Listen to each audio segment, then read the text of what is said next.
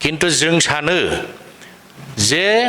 बिजेपिया बेबायदि जुदि सिन्ताधारा खालायनानै जुदि ब्रायैनो जुदि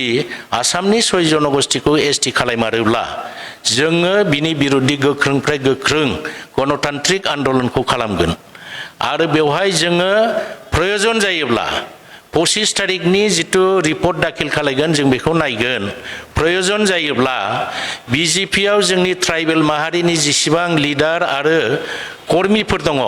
बिथांमोनखौ जोङो खावलायगोन प्रथमाव जे बिजेपिखौ नागारनानै फैनांगौ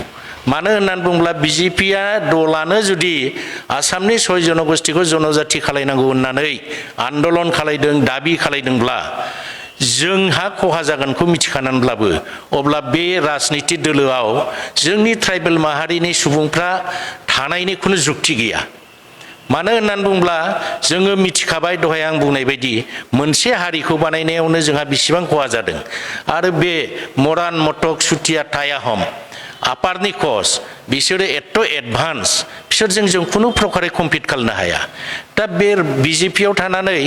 बे इस्युआव जुदि बिथांमोना समर्थन होयोब्ला जोंनि ट्राइबेल लिडारफ्रा जोंखौनो फुथारनानै लानायनि जोंनि सुबिदाखौ फोजोबस्रांनानै लानायनि खामानि मावनाय जागोन गतिके जोङो नैबे 25 तारिखनि